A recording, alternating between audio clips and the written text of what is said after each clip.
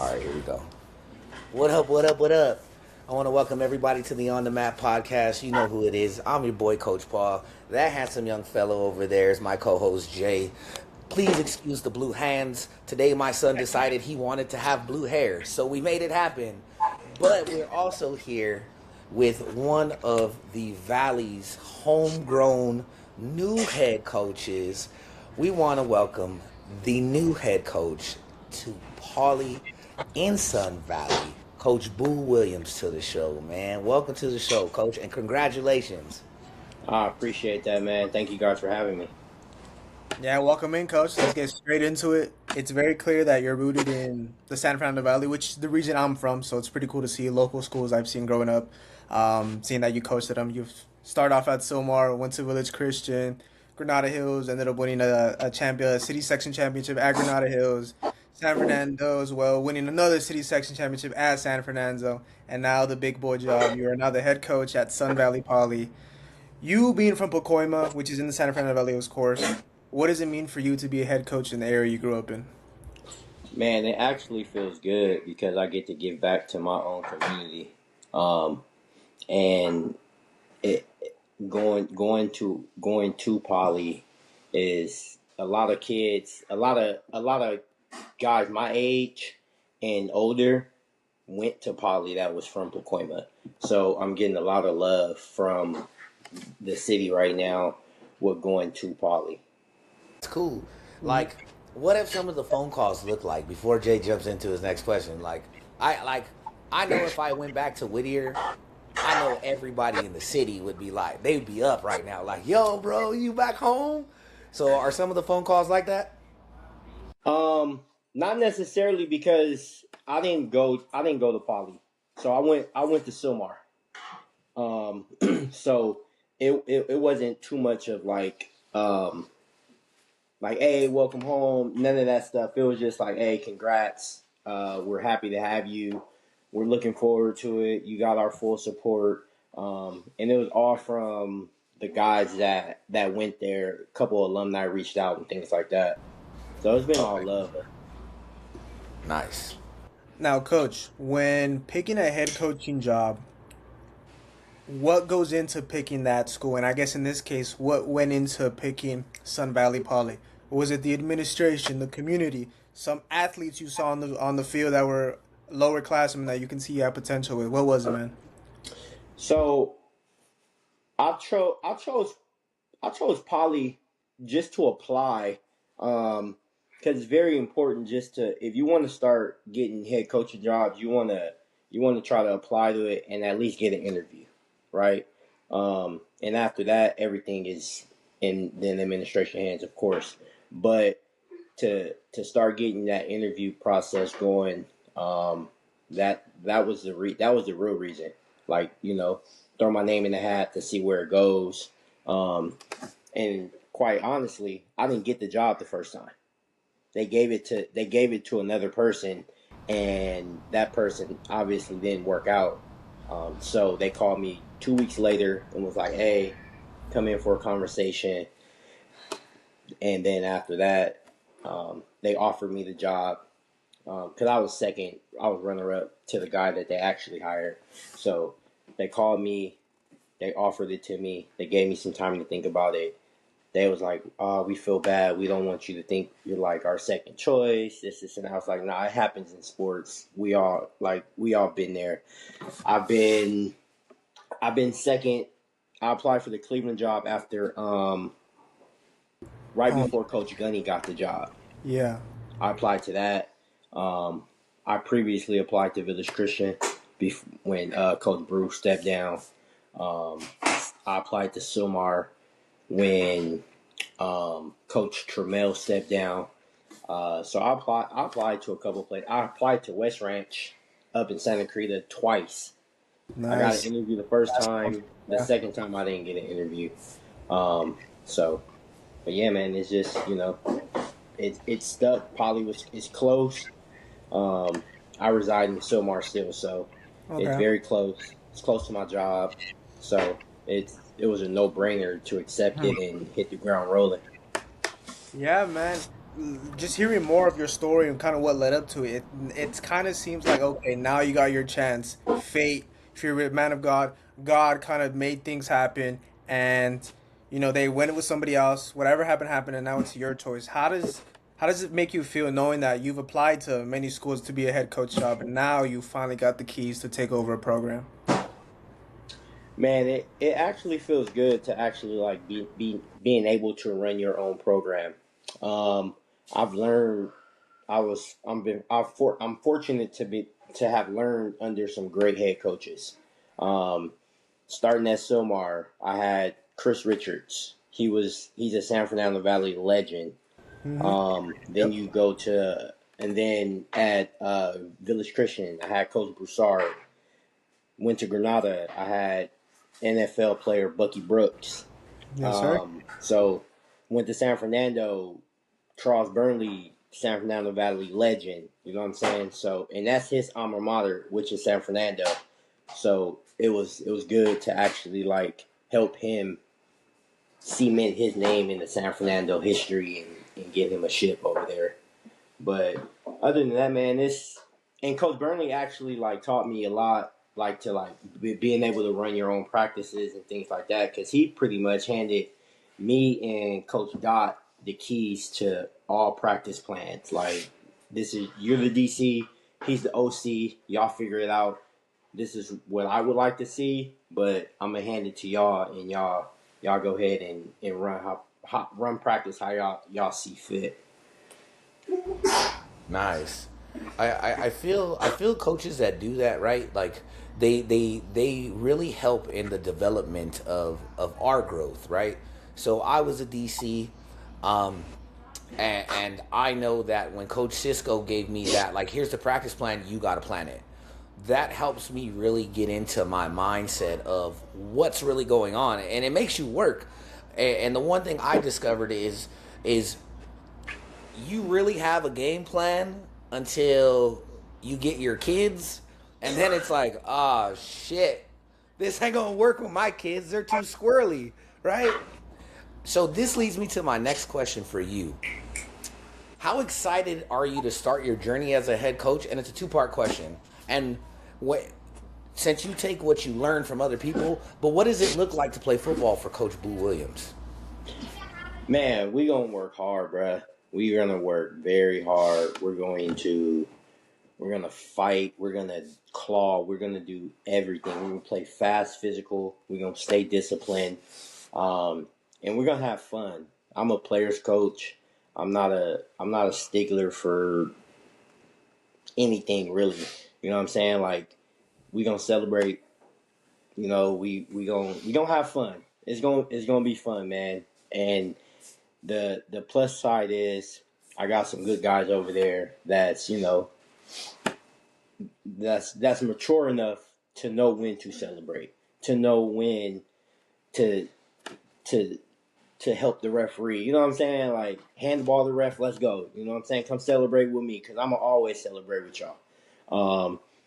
And just know I come from a good place, and allow us to have constructive criticism, allow us to have those tough conversations, allow us to actually coach you, and just be coachable, man. If you coachable, you'll play for me. You work hard, you'll play for me. That's right. Now, how excited are you to start this journey as a head coach? Man, it's been fun.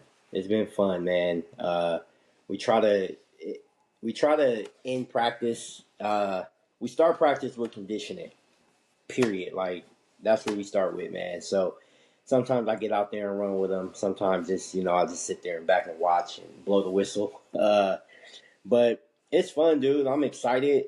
I got some good coaches up under me.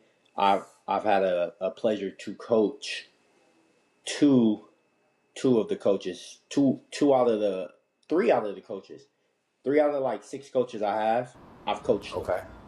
Nice. Um, yeah, so I coached two kids at Silmar, which is my offensive coordinator and my quarterback coach. Both of those dudes went to Silmar. I coached both of them. My assistant line coach, I coached him at San Fernando. So Nice. Yeah, man, it's so that they make the job a lot easier to to just get it going because they know what I like. They know what I like. They know we're always on the same page. There's nothing crazy or anything like that. So, but yeah, man, it's been fun. That's cool. That's cool. So, coach, you're taking over a team that went 4-7 last year. And from the looks of it, you can correct me if I'm wrong, but according to Max Preps, the only difference this year in the East Valley League is Fulton's not in the league. What was your No, message? they're in the league. Oh, they are? Fulton Prep, yeah. Fulton Prep's in Okay. the league. Yeah, Okay, cool. So Fult- so yeah, now you're an 18 league, right? man. What was your message to the team once you were able to address the team for your first time? For the record, I don't like this 18 league stuff, dog. Like, I don't like it. Long We league get games, we get really? three preseason games, That's it. three non-league games, and it's just bad, dude. But to answer your question, man, um, 4-7, I think it was a had to do with some of the hierarchies Okay. to the Yeah. bottom. You know what I'm saying? Yeah. I honestly think there was it's some good kids over there. There's some good kids, get good hard nosed community kids. Um, I had the pleasure of coaching three of them for the North Valley Golden Bears. Um, so and they went on to college, so now they're all seniors. So now it's like, all right, y'all already know what to expect. And crazy thing is, all three of them is my captains right now. So Nice. yeah, Nice. so they know. But I don't think we'll go 4-7 this year. Like that, mm-mm. Sweet. That's not gonna happen. That's cool. So being able to address the team for the first time with that mindset, what was your message to those boys when you first stepped onto campus? I just had to tell them where I was from. Like I'm from these same halls that y'all walk. You know what I'm saying? Um, I'm gonna always protect y'all. I'm never gonna put y'all in danger. Uh, I'm always gonna have y'all backs. We gonna work hard. We gonna play physical, and I'm going to expect a lot from you guys. Um, I told a couple of the returners, I was like, look, you're a senior this year. You're not coming off the field. We need you both, all three ways: special teams, offense, defense. And going through 7-on-7, it's like those guys that's expected to be those guys. It's not they don't have the dog in them yet. So I got to install that dog in them to be able to actually go both ways and things like that. But the message was it was simple, man. It was basically just like, hey, man, just come to practice every day. Come to practice every day. Work hard, um, and your work is gonna show. If you working hard, you'll play. I'll find you a place to play. You know what I'm saying? Like I'm not gonna have you sitting on the sideline and you work hard every day in practice. And I told him I'll go with a sophomore if a senior and the senior sophomore the same. I'm going with the sophomore. I'm gonna go younger because I got more years with you. So, but that was the message though. I let them know off the rip, like all the returners, hey, y'all ain't got y'all numbers, none of that. Like I don't know what number y'all are. It don't matter no more. So if somebody come in and they want number 5, they got an even shot for it. I Mhm. like that. I I like like that. how you Clean slate. mentioned. I like how you mentioned, kind of in your first meeting with the players that hey, I'm from the same halls, I'm from the same neighborhood as you guys live in, that you guys the same school you guys go to, even though you went to Silmar, but you know, the message, the overall message Yeah. is the same, and I think that's one of the best ways to honestly as to get buy-in from the kids because I remember my sophomore year in high school. We had an on-campus coach. Our head coach was on campus. We saw him every day. So even though statistically, record-wise, we were a lot worse my sophomore year compared to my senior year, the buy-in, the team just felt closer. We had more belief in the coach, in the coaching staff, and things of that nature. And a little side note, I know this isn't on the outline that we sent you, but I went to Taft High School, so that's my alma mater. Just saw Max Preps. That's your guys' week 0. So how are you feeling? What are your thoughts like? What are your thoughts towards that game? How are you feeling about that game? Man, we can go over the first 3, honestly. Let's do it. So Taft is week 0. It felt good going to the West Valley. Nice. We're Yeah. going to Taft, in their nice little pretty stadium they got over there. Brand new, yeah. Uh, so we're gonna go in there and try to shock the world, man. Everybody's against us. Everyone's against us going into Taft. Like, what were you thinking about playing Taft at Taft week 0? I'm like, we gonna be all right. And the good thing is, if you play and you let us hang around, now the game can go either way, right? And I know a lot of teams have issues week 0, right? Penalties, bonehead plays, fatigue penalties, things like that. So mentally, my boys are gonna be ready. Physically, they'll be ready. So it's, may the best man win. But we gonna go in there and try to shock them. I like it. And then we got we got San Fernando. We got San Fernando at San Fernando. For you personally, yeah. Line up the champs. Yep. So all the boys is when I first got the poly job, all the boys is like, "Oh, coach, we gonna kick y'all butt, this and that." I'm like, "All right, I gotta respect it. It's all good." Yeah. And then we got Silmar, so it's gonna personal we for got you. it tough Back home. back home. All right. The first time I coached at San Fernando, which was in 24, we played at Silmar. Mm-hmm. So it was so weird coaching for our rival and being on the visitor side at Silmar. It was the most weirdest thing ever. And going up against that weird ass offense with the side bone shit, man. I hated that. Sorry. I'm sorry. I had to throw a personal lick in there, man. I was at HP that year and we played Silmar, man. That side by side with the QB thing, I hate that. Killed me. That killed us. Neither here nor there. Hey, Let's how go. long was you at Southgate? I was at Southgate for 2 seasons. I was in DC, Okay. and then I got back into there. teaching. Go ahead. You was there right after the kid in 23. What was his name? 22. Terriante Yo, T3. yes. Buddy was nice.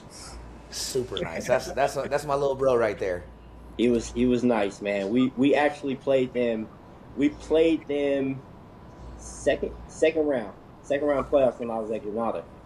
Oh, Yeah. nice. Yeah. Hey, all I gotta say is hey, you guys stop T3. You guys stop Malachi. Jason was hurt. Hey, but Stanley, we could not Stanley stop boys. that wing. Stanley boy. I'm Yeah, talking man. like 6 tubs. That shout out to young Stanley, man. He did his thing. Yeah, man. That dude was a cheat code. Right? No, for sure. Yeah, definitely. Because we playoffs, man, you only get like 2 films. They send us 2 films. So we reached out to the Roosevelt coach. We reached out to the Roosevelt coach. He was like, "Nah, I can't share film with you, whatever." Cool.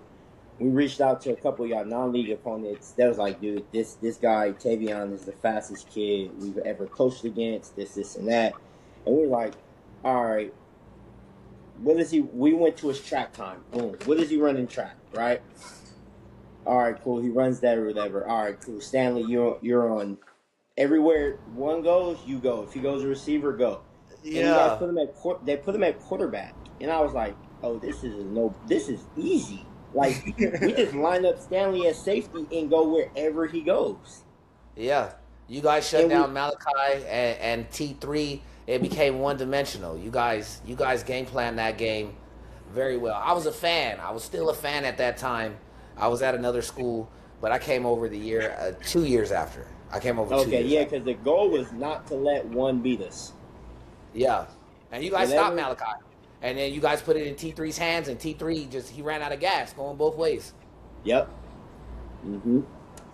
Wow, there you Yeah. go. For the listeners, for the viewers, a little football talk from two of the coaches on, yeah. And for a little reference for anybody who's like, who's Stanley? DeJohn Stanley, class of 2023, was a three-star coming out of high school, Granada Hills High School. So Coach Boo coached him. He went to Utah. I think where is he at now? New Mexico New University. Mexico State. He's at New Mexico State. And that kind of transferred, and that kind of brings me to my next question. With the way high school football is these days, a landscape looking like NCAA, and what I'm referring to is just the transfer, southern section, even city section, kids transferring left to right, whether it's paperwork is right, legal, illegal, payments under the table, whatever it is. Jay, don't you You, start. you as a coach, what can you do to make Poly High School, Sun Valley High School, an attractive destination for families and student athletes? Just win. Just win and touch the community. Build from within. You know what I'm saying? If I'm able to keep one or two guys home and not go in the southern section, we win. Right? In the city section, and it sucks to say it, but you only need 2 to 3 guys to win a championship. Right? I don't. Your line play would be your line play, but if you got 2 to 3 good skills, if you fall in the correct division, you'll win, dude. You'll That's win. That's a great point. Before you go on, sorry to cut you off. I had a thought maybe like 2 weeks ago on kind of what the formula is to win a city section championship. So the kind of formula, and this is no scientific, no stat, no analytical basis behind it, just my own thinking and just kind of what the teams have looked like who have won championships. I think for city section in the open division, you need at least one legit group of five D1 guy. We saw it with Birmingham when they won 4 in a row. They had Mason White, then they had Arliss Boardingham, then they had Peyton Waters. We saw it with Narbonne, even though yes, it got vacated. Narbonne had a boatload of guys, and now Carson last year has 3 or 4 guys who can go legit D1. So open division, you need at least one guy, 1 or 2 guys. D1, I think you could also get away with just having one D1 guy. We saw it last year. Southgate, super under recruited. I don't care what anybody says. Nicholas Fonseca is a D1 guy. And then D2, What position did he play? Fonseca was Safety wide and receiver, receiver. DB. Yeah. Number Okay. 2. Number 2. I Yeah, like yeah. I like Southgate quarterback a lot. Mike Gonzalez, another D1 guy. Yeah. And then once you get down to D2, you don't necessarily need a big D1 guy. No, but you get a couple, like you say, 3 or 4 athletes, the really, really good standout athletes.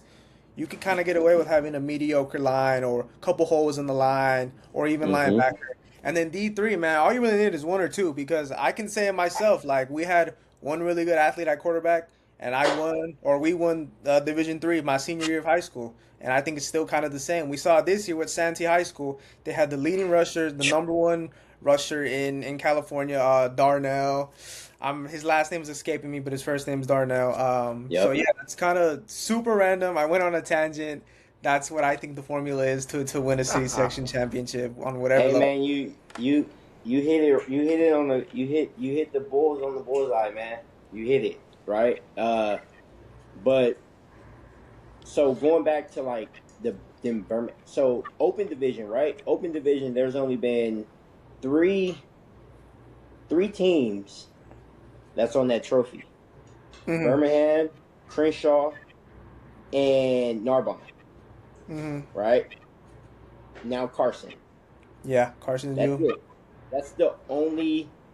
I think Dorsey may be in there once, but other than that, it's only been those 4 teams that's just been going flipping back and forth, back and forth, back and forth. Yeah, you're right. As Um, long as the open division existed, yeah, it's those 4 teams.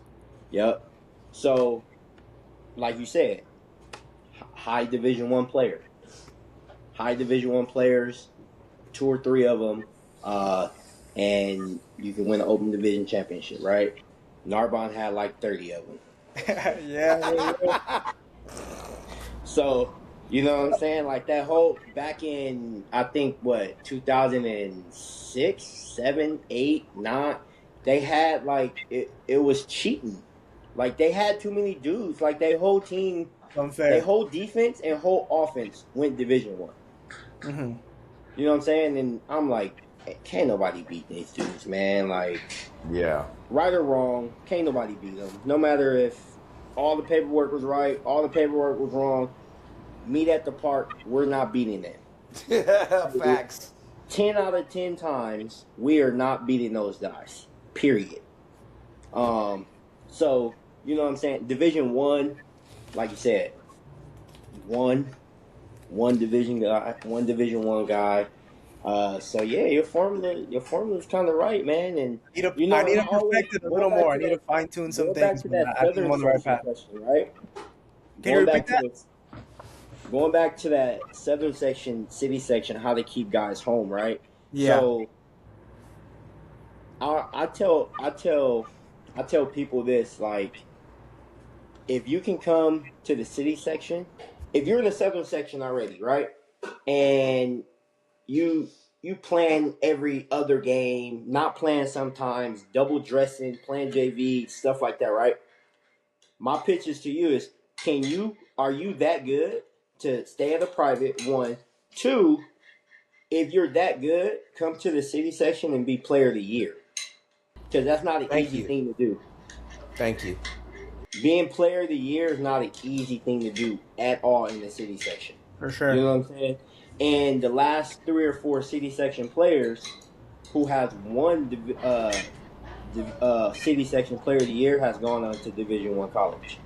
Yeah. Hmm. Say that one more time for the people in the back, please. Yeah, man. But yeah, three. You know, it's just proven. You can't if you on the bench in the southern section, It's come to the facts. city Yeah. section and win player of the year.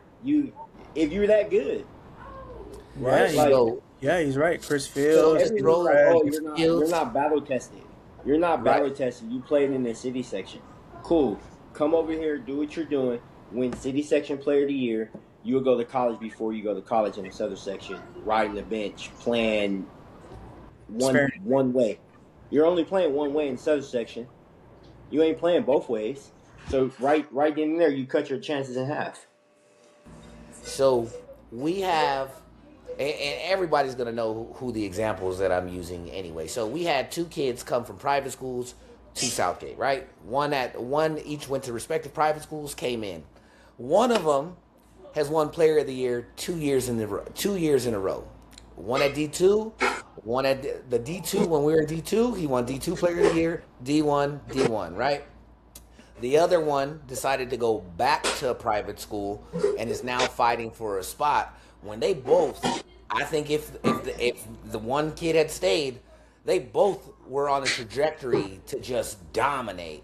And Yeah. honestly, I think going Facts. into this year, those two, Nick and I'll say Junior Meza, if Meza had stayed at Southgate with Ifani Lewis coming in, that three-headed monster with Mike Gonzalez as QB, watch out. Like, I think we're higher they're higher in the open division than they are than they're going to be now. They still can make a splash because of the strength of schedule, but that's neither here nor there. Let's get Yeah. back on topic because we got sidetracked. No, but look, hey, so Dijon Stanley, Yeah, he was at Grace. yeah, He was Oh, yeah. at Chris Grace his Brethren. ninth Okay. grade year. Yeah, he was at Grace. So and then COVID happened his 10th grade year. We played 4 games. He had 26 touchdowns and 1,300 yards in 4 games. Yeah. Wow. So it's like, and then going to his senior year, he had 2,747 touchdowns, right? Yeah. So Wow. he didn't just get player of the year. We didn't, you know how they split divisions, like, oh, you're Division 1, you're Division 2. Yeah. Dejan got player of the year in Division 1, and he split player of the year with Peyton Waters in the open division. Wow. And for Sheesh. reference, And Daniel he also also got D1. Player of the Year, LA Times Player of the Year. The only city section player has gotten that since like Stephon Johnson. Yeah, It was a long time yeah. ago. Yep. And he also won the national in track, right? They won Yeah, the he 100, ran a the 200, he and the ran a 40. 400. We had the record. Our relay team had the record before Servite broke it. Man, Yeah, all them man, that them four by Servite team kids was. do not live in Anaheim. They live in Compton, man. Whoa, whoa, whoa! Hey, hey! Ignore Jay. Ignore Jay. Nah, Don't get us in trouble. okay. No, but you You brought can up do Deshaun that. Seven Stanley. section, you can do that. It's legal. It's legal. But Oh. Coach Boo, you brought up or Coach Paul, you brought up Dejan's kind of track his record time beating. So I went to elementary school with Dejan. So when I saw him start to blow up recruiting, I'm like, wait, is that Duty? Because they called him Duty in well, I don't know if they still call him that. I haven't Yeah, they spoken to him do. in so long. But I was like, wait, Oh, is that nice. Duty? And then yeah, I saw that and I was like, man, I remember him and my other friend at the time in elementary school kid. Of course, we went to different middle schools and kind of just separated. But his name is Dane Reed. You might be familiar with him. Yeah. He went to Canoga for a bit, and then went to Westlake, then Inglewood. Um, I used to race them in like second, third grade, and I was fast for a soccer Get player. dusted. I was like, Get man, I'm pretty fast. Let dusted. me race these dudes, and I still remember vividly. Not only did Dane Reed beat me, Duty or Dejan Stanley also beat me. Dejan's sister beat me as well. So I was like, Oh no. man. And it was so funny to see them all these years later, and now they're these huge D1 guys with record track times. I'm like, damn, I should have seen it She coming. got a Yeah. record in track too, no? I don't know. I'm not sure. I'm really not sure. I don't know. Maybe. That But Stanley yeah, family setting records out there in the valley. yeah, man. That's my quick side story for the viewers, man. Hey, but coach, you come from the Pop Warner level. So we know, like we just got done talking about keeping kids at home, winning. What what are your thoughts on how pivotal it is to build those relationships with those local programs in your area? Man, it's very important. Um, you want to always build good relationship with the people around you. That's from your community. You know what I'm saying? I've coached the Bears since 2007 or eight. So I've been coaching the Bears since then. I still coach the Bears to today. Um, and now it's everyone knows who I am. You know what I'm saying? Like in my community. So it's not. I don't necessarily have to like pitch like, hey, like come to Poly. Like we'll do. I don't have to do that. You know what I'm saying? Like it's like, hey, we gonna go play for Coach Boo. Like that's where we're gonna go. Coach Boo's a known guy. He's a good coach. He's this. He's that. We're gonna go to Poly and go play for Coach Boo. So that's the plus side of like actually like tapping in, staying tapped in with your community, man, is very important, um, especially for the black and brown. You know what I'm saying? Very important because we can go the other way fast. We can go the other way, and our parents need help. They calling coaches and everything like, hey, you got to come get Paul from juvenile hall. You know what I'm saying? Like fast, man. Like I've coached a lot of kids that took the wrong turn. You know what I'm saying? And it sucks because you're so close to them because they're from your own community. You know what I'm saying? You tried to get them, you tried to coach them from being 7, 8 years old all the way to high school, and some you reach, some you don't. So, but being in the community is great, man. I love it. That's awesome. That's one thing that I truly love about coaching in great communities, right? Like you said, the like brown and black community. Like I grew up in Whittier. I moved from East LA to Whittier, and the community Whittier is very, very, very separated in its own way, right? It's very community based, but it's very separated. I moved to Southgate and I started coaching at Huntington Park, and you see the community is different. The vibe is just different. We Yep. play. when we played the team in the Valley, like even the Chatsworth championship game, like I've never experienced the Valley come together like that. Like the community is one thing that as a coach that you definitely need to buy into, because once you get those kids and their buy-in and their parents buy-in, that's when it starts rolling, and that's Mm-hmm. when the kids start coming. And I Yep. totally agree with you on that, coach. Community is great, and it makes it easier for you to coach too. You don't got the chirping in the stands from the stand parents that think that they could be the offensive coordinator. Throw Exactly. the ball, coach. Throw the ball. Yeah, well, if my left guard can't block or my left tackle can't block the number one DN in city section, how you want me to throw the ball? Exactly. Exactly. I don't know. Were you guys at the Were you guys at our championship game last year? He I was. was, He yeah, was. I You was. was right, Jay. Cleveland, Okay, right? yeah, I remember you saying it. I seen it on the your earlier the podcast when leading up to all the championship week. I did see that Nice. community right there, right? Like two San Fernando Valley teams battling it out for Division II championship. You know what I'm saying? Like, I think Cleveland could have had more fans, but on San Fernando side, it was packed. It was jam packed. Like it was from side to side. Like so, that's that's community. You know what I'm Mhm. saying? Yeah, I can vouch for you. I just so happened to end up sitting on the side that San Fernando was I on. know. I seen that. I heard you say you were sitting on Taft side. Yeah, I was. I got there for the D3 game. Just I just I just chose the side. Wait. Was there a snark? Was there a snark comment? Wait. What was it? I missed it. I missed it. It went over my head. I went over my head. Somebody's pulling receipts, dog. What happened? What happened? I missed it. I missed it. It must No, have. I was giving you a hard time by sitting on Cleveland side. You good? Oh, okay. Nah, I was on San Fernando's, and I'll be honest, man. I remember vividly. There was this guy who came in like his old jersey and his helmet. And he was just screaming the whole time, like remarks at well, not remarks, not like offensive remarks. Steve. His name is Steve. Yeah. Probably Steve. Yeah, he was Shout just out His screaming name Steve. at is the no. Cleveland. It ain't a probably. His name is Steve. Okay, I He'll saw Steve, say, and I was like, okay, there we go. We got I'm real sure fans you on. would hear San Fernando established 1986, Cleveland 2006. No comparison. Like here is he's the Yeah. number one fan, dude. Number That's one awesome. fan, but he also one of those stand guys that think they can coach and like Hmm. our OC at the time he went to Oregon State. So everything is like this isn't Division 1. Come on, Division 1. Like crazy stuff, dude, to where like I had to turn around a couple times like dog, like you gotta chill. And our head coach was so like laid back, ignored it all. Like it was Yeah. like, nah, man, like dude is up there calling me Coach Boo Boo. Like like Jesus. dog, What? it's terrible, dude. It was terrible. Well, yeah. Well, Yeah, I man, saw that's Steve Steve though, firsthand. dog. That's Steve.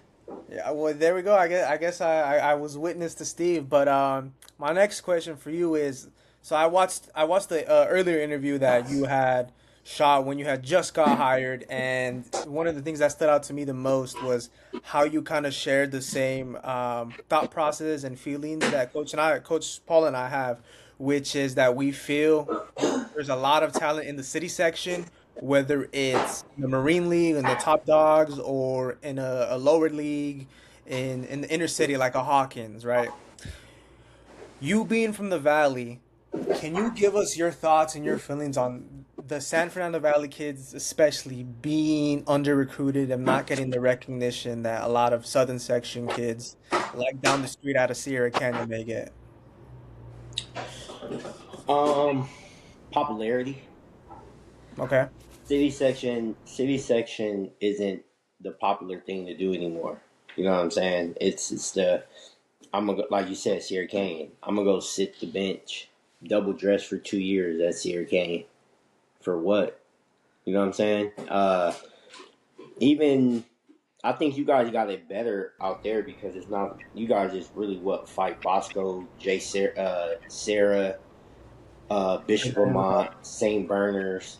Like y'all fight those type of, you know what I'm saying? But we got Chaminade, Alamany. Crespi, Notre Dame, You know, Harvard Westlake. even though Birmingham is city, would you still put him in there when it comes to just competing with kids? Because a lot of Pop Warner guys go to Birmingham.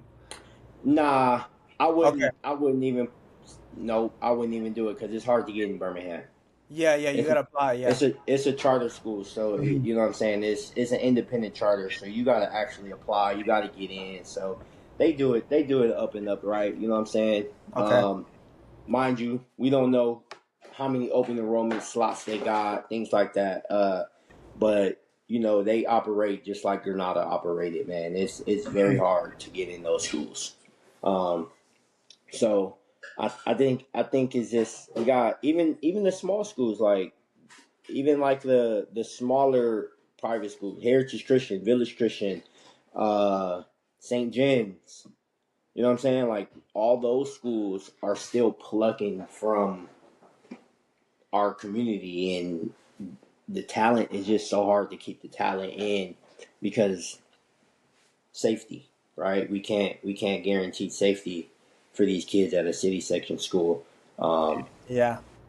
so that's the biggest thing, man. Is that's the reason why it's hard to keep our homegrown kids at these city section schools. Yeah, man. I saw. It's funny you bring that up because literally today, maybe 3, 4 p.m., I saw a guy quote tweeting Eric Sondheimer. So Eric Sondheimer's original tweet was, and I'm paraphrasing. He was basically saying how quick people forget that city section used to be top dog. Teams like San Fernando, Bannings, Carsons, they ran California. And the quote tweet said, and I'm paraphrasing as well. It said, I asked the kid who's playing in the Trinity League, who lives in the Carson, Banning, or Carson, Wilmington area, why he chose to go to a Trinity League. And then the guy puts at the very end, he simply said, I wanted to go to a school where I know I can be protected. And that was something that really stood out to me because it is true. And I'm not going to dive too deep into the political issues and all this other stuff. But yes, it's an issue that has showed up in this country where you can't really provide safety. You can't provide a 100% guarantee that your school will be safe. So I can totally see in the perspective of a parent looking out for your kid, wanting for your kid to come home from school alive. I can definitely see that perspective for sure. And it's as a coach, I feel like, and you can correct me if I'm wrong. I kind of feel like it's a you can't really win that fight, that argument, because there's really nothing you can do to ensure that they will be 100% safe. Go ahead, Jeff. Oh, he on mute. I was gonna So speak. yeah, it's super hard, man. It's super hard to go meet a have a conversation with a parent and say when they bring up safety. You know what I'm saying? It's like I can't. I'm not there. I don't walk the halls at the school, so I can't guarantee that I'm gonna make sure he's safe. You know what I'm saying? Even if I was there, it's still like a 50-50 chance. Like I'm gonna hit this wall before you. You know what I'm saying? Like some crazy stuff happened. I'm out of here before I even realize. Like, oh damn, I gotta go get these boys. You know what I'm saying? Um, and honestly, dude, it ain't even like that no more. It's not even like that. Like back when I coached at Silmar, we had the issue to where the older guys was jumping in the gate, jumping into the school, and our boys had to protect themselves, right? And who got in trouble for fighting? Our boys did. You know what I'm saying? Like our boys get in trouble for protecting themselves from the people who's jumping the gates in and out of the school. Um, so you know, we just we can't help, that. Like it is what it is, and I always look at it like I'd rather have my kid fight, protect himself, than be on drugs at a private school where all the money is. You know what I'm saying? Like it's pick your battles, which one you want to do, Mm. right? I'd rather me be. We gotta defend ourselves, dog. How we gonna do it? What we gotta do? We gotta put you in self defense class. What we gotta do next, right? But I can't stop you from getting in the car and going with your friends, getting peer pressure because they got money at a private school, sniffing who knows God what nowadays. You know what I'm saying? So that's how I feel about the whole safety and things like that because it plays both parts. I think it just in the private school I think parents is more uh reluctant to, I guess that's a word, right? Reluctant to send them kids to private school than city section schools because of environment, class sizes, um, things like that. I think we lost Jay. I mean, Coach Paul. Nah, I'm here. Okay. Yeah, I'm here. Okay, yeah, man. Let's I'm wifing right now. Sorry. So we'll edit all All this out. good. I'm dadding right now. Sorry. Don't trip. So my next question for you, Coach Boo, is being from the San Fernando Valley. I personally, I gotta ask you this: which school from the Valley, and all the teams you will play this year are in the Valley. So basically, which team are you most looking forward to play this season? In league or out of league? We'll do Or you both, want just both? overall. And if you don't have one, just San, shoot out a few. San Fernando and Arleta. Okay, there we go. There you go. I'm interested. How come Arleta? I feel like Arleta's a very consistent D2 team when it comes to playoffs. They they've won league a couple times past couple years. Um, I guess it's a rivalry within Poly and Arleta. Both teams wear their home jerseys and things like that. I barely learned about it, so I guess it's like a trophy they play for and things like that. Um, so, but yeah, and I got buddies, man. I got buddies over there at Arleta too. That coach over there. I've coached some kids that go there. Um, Chavez, CCL, well, Royal High School Oh, nowadays, Royal, right? yeah. Royal High School. Royal. One of my good buddies coach over there, Coach Knox, Milton Knox. First He year coach head over coach. there Wow. now. Another San Fernando Valley. He did his thing he At from Birmingham. Poquima. He did his thing at Birmingham. Uh, who else? Fulton Prep. Steve Smith is over there. A Poly legend, right? He went Nice. to Sun Valley Poly. He's over Yep. there at Fulton Prep. So we got some good coaches in the East Valley League. You know what I'm saying? And it's gonna be fun to actually like coach against more of my friends than just coaching against some random dudes. You know what I'm saying? Yeah. Hey, so with you talking about that, and we kind of touched about it earlier. We touched on it with only having 3 preseason games available, right? I looked back at this, like the school's history and scheduling, and I only went back to 2023 because that was the last time the team came in second in the league, and they were 5-1. They made a D2 playoff berth, and they lost to Chatsworth in the first round, right? But we all know that has to deal with scheduling to be able to get you to where you want to be ultimately. Where do you see yourself in the next couple years? Because you only have three preseason games, and you have to be selective. But where do you see yourself in the next couple years of who you really want on the schedule? Like, are we gonna go after those top dogs out in the valley to give the valley a show, type deal? Um, I want the next couple years, like I probably say like year 3, year 4. Okay. I want to play Birmingham. I would love to play Birmingham just so the kids can and I want to play at Birmingham just so the kids can get that Okay. experience. You know what I'm saying? Get what it is to actually go somewhere, play a top dog, and have to actually play football. From the trenches to the skills. Birmingham is the top dog in the city section, right? Like I want to go play them. Even when I was at Granada, everybody in the league didn't want to play them but us.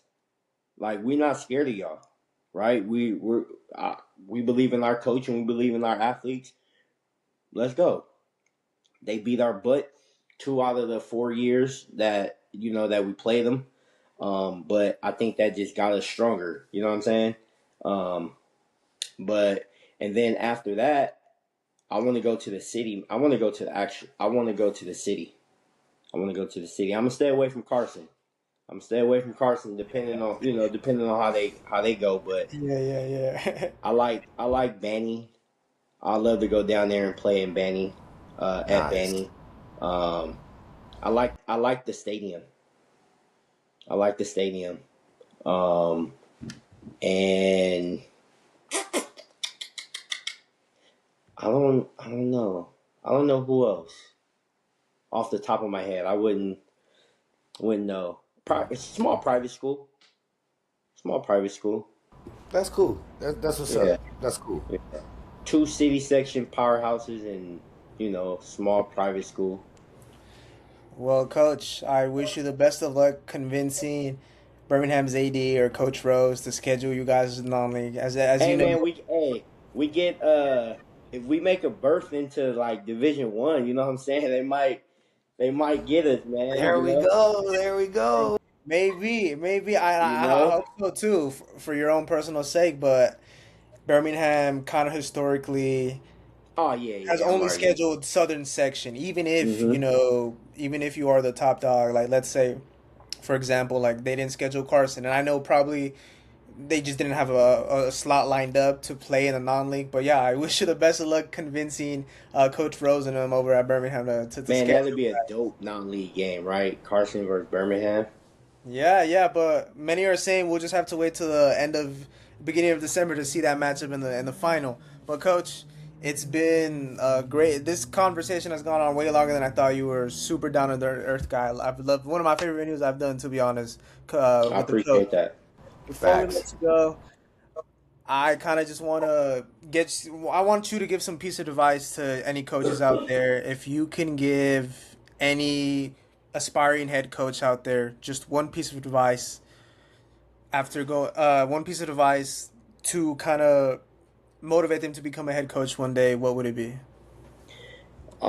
Just keep going, man. Don't ever get too stagnant at a spot, because you never know what door is going to open for you. You know what I'm saying? Just keep applying, keep working, keep going to these clinics, keep developing your mind. Stay up, stay in with the Joes. You know what I'm saying? You gotta keep up. Don't fall behind.